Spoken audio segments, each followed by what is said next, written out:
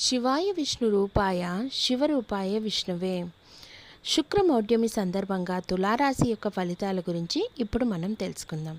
తులారాశి వారికి మీ కష్టానికి తగ్గ ప్రతిఫలం మాత్రమే వస్తుంది. ఎంత పని చేస్తారో దానికి తగ్గ రావాల్సిన అమౌంట్ మాత్రమే వస్తుంది. ఏ పని చేసినా ప్రయత్నం కలిసి రావడం అనేది కొంచెం కష్టదాయకంగా కనిపిస్తుంది. ఉద్యోగస్తులకైతే మీ ప్రమేయం లేకుండానే అవమానాలు ఎదుర్కోవాల్సి వస్తుంది.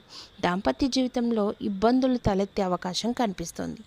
పెళ్ళి కాని వారు పెళ్లి ప్రయత్నాలు చేయటం అనేది ఆపుకుంటే ఎంతైనా మంచిది. ఇంకా ప్రేమ వ్యవహారాల్లో అసంతృప్తి కలుగుతుంది.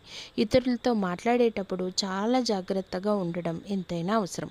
కొత్తగా పెట్టుబడులు పెట్టే విషయానికి వాయిదా వేసుకోవడం ఎంతైనా మంచిది.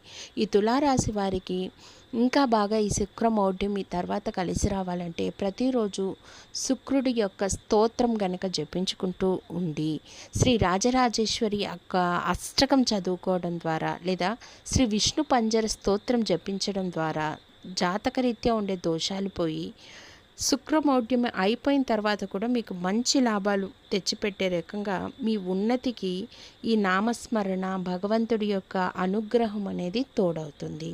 ధన్యవాదములు.